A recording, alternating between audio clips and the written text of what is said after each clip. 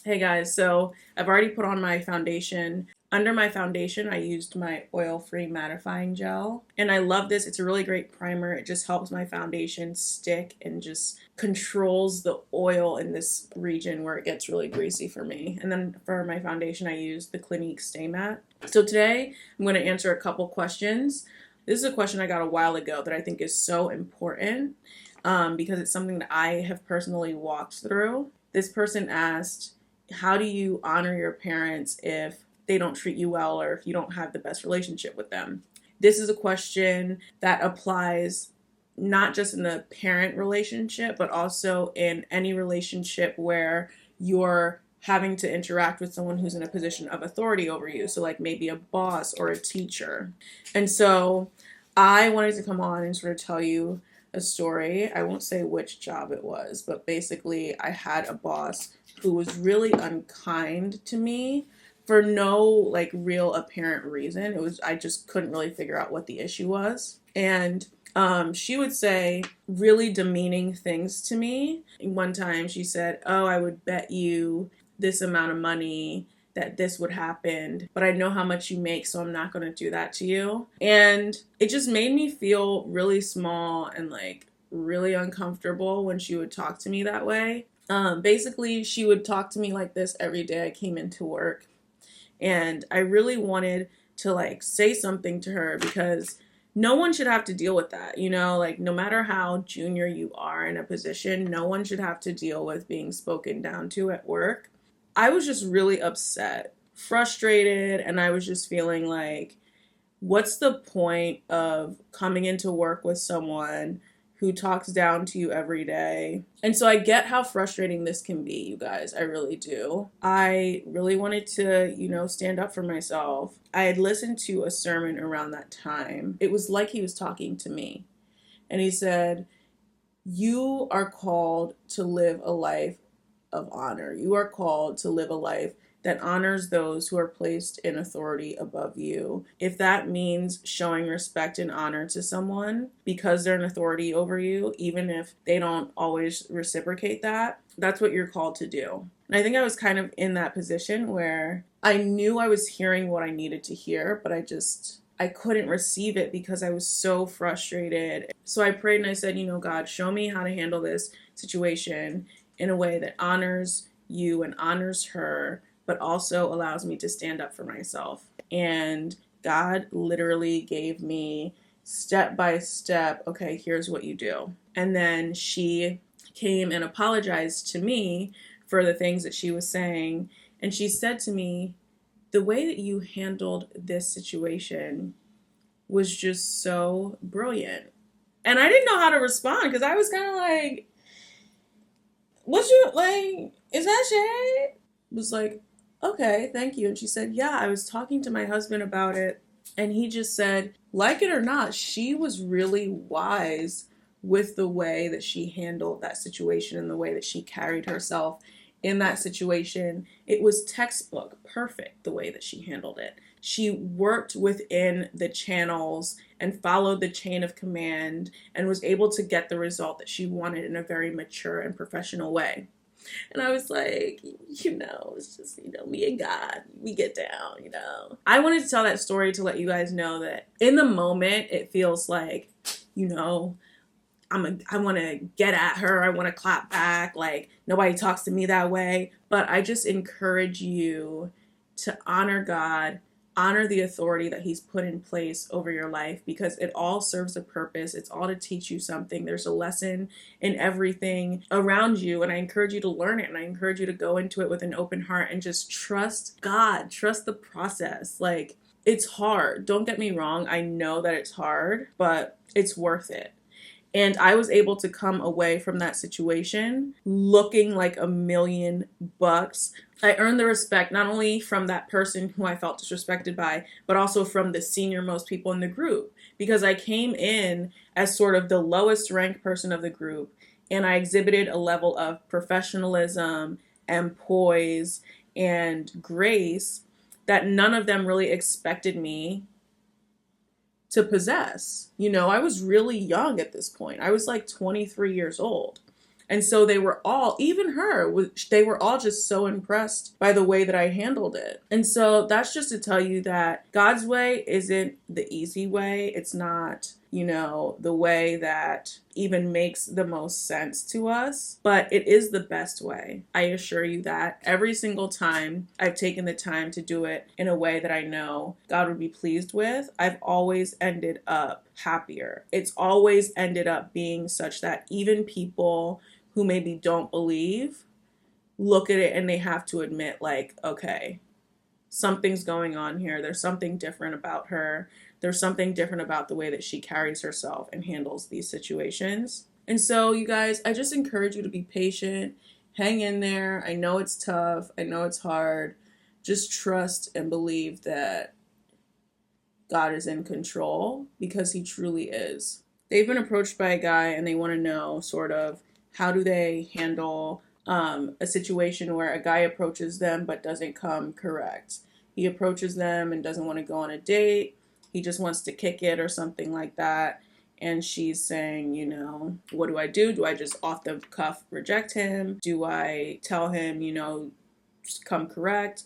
What do I do? Here's where things get like murky, because the simple, obvious, easy answer is, if he doesn't come correct, turn him down. It's so simple. This is a good question because I think it's one that a lot of people probably deal with, because, just how things happen, casual dating is a lot more common than it once was. So I'm sure people are dealing with that dilemma. If okay, the way he's approached me is not compatible with the way that I would like to date, and I don't think that we have similar beliefs on that, then the cold and fast rule is don't talk to him. Right? Just move on. And I think that that's a good rule. I think, there's nothing wrong with that. And I think the issue is it comes from a fear of being single. It comes from a fear of, what if this is the guy for me? And, I pass this up. And I just want to encourage you guys to know that, like, God is not going to give you a gift in a package that forces you to compromise who you are in him. That's just not what he's going to do. And so if it's someone who approaches you in a way that okay, this is not the way that I want to date, this is less than God's best for me, feel confident to turn that down. Do not have this, will I, won't I, what if attitude about it. Just feel confident that God's coming with better and his best, and that won't be an issue. And I can tell you from my experience, like, I've been approached by guys who step to me incorrectly and just show very quickly that, we're not compatible in the ways that really matter. So that all just comes from a place of fear. And I just want to encourage you not to walk in that, to walk in faith, to walk in strength, and to walk in courage, to be who God has called you to be, and trust that in his time, he'll bring you someone who will not pull you further away from him, but will draw you nearer to him. But I also want to say this with the caveat, because we talked a little bit in my last video about obedience versus outcome. And the big thing that I want you guys to remember is that I don't want to tie it to an outcome. I don't want to say, oh, if you date this way, then your relationship is going to be blessed and is going to be good. And if you date another way, it's going to be bad. And so I don't want to tie it to an outcome, because what that does is it will frustrate you. If you have the mentality that if I do things right, then I will get a right outcome when I want it, then when that doesn't happen, you get frustrated, and it causes you to maybe regress or kind of go haywire, like, okay, I'm out here, I'm doing whatever because the other way doesn't work anyway. I don't want you to have that mentality. I want you to have the mentality that, again, okay, this is how I'm going to walk out my life. Here's how I'm going to live. Here's how I'm going to date, because it is the right thing, because I know that God's intentions for me are good. And if he asks me to do something, it's for my good. So I just wanted to insert that caveat, because I think sometimes the way that society phrases things to women is, in this sort of, if you do this, then that.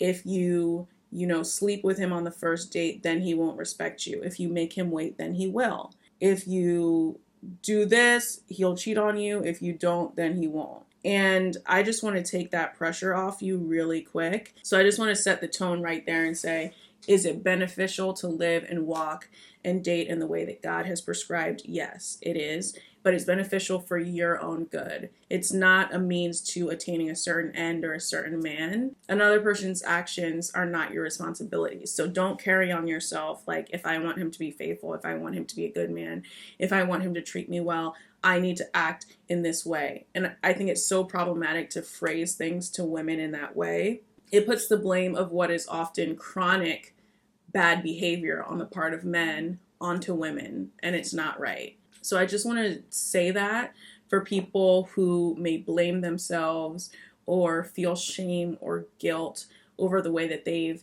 maybe done things in the past and maybe feel that that's the reason that things didn't work out for you. I just want to set you free and say, if you feel you've made a mistake in the past, learn from it, build from it, but don't carry that guilt with you.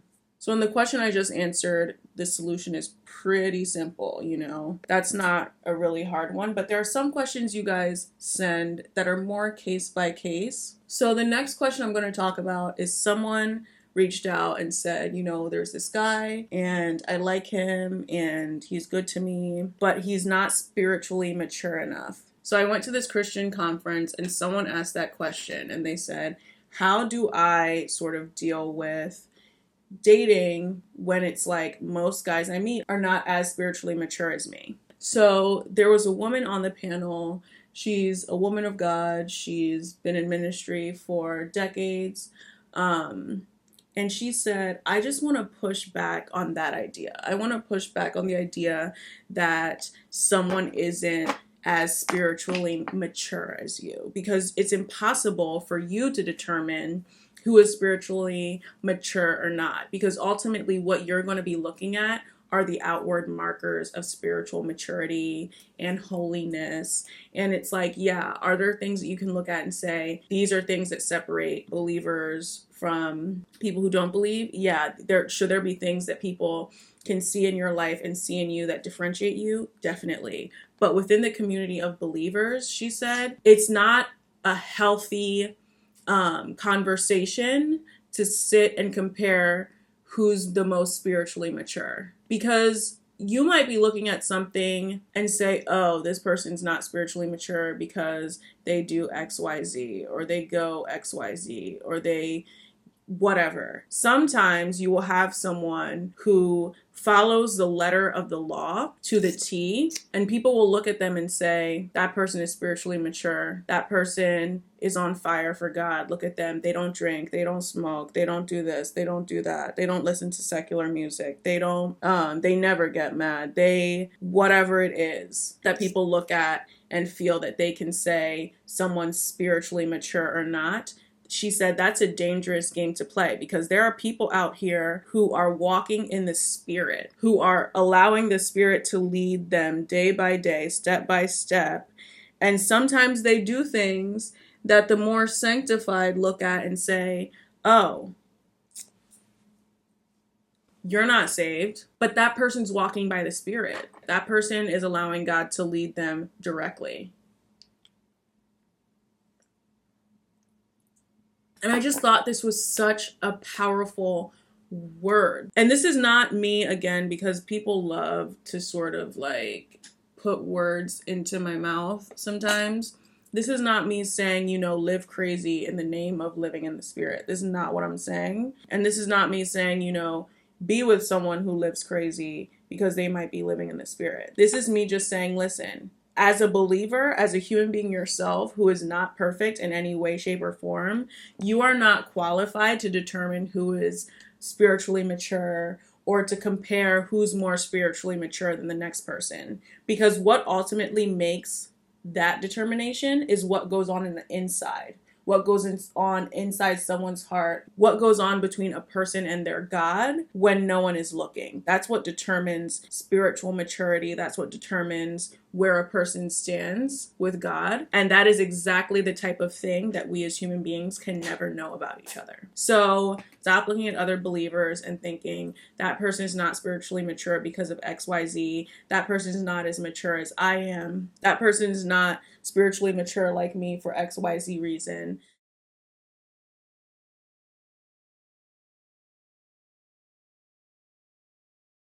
And I like to use a little bit of lip balm underneath just to have my lips be nice and moisturized.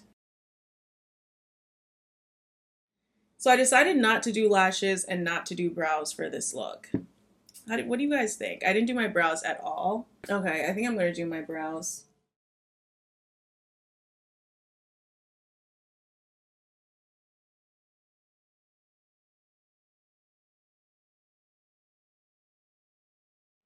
Okay guys, so that's it for the video. I hope you enjoyed. I hope you found it helpful. Please let me know if you have any other questions. Send them on to my DMs or you can comment them down below. As always, I love you so much and I can't wait to see you in my next video. Bye!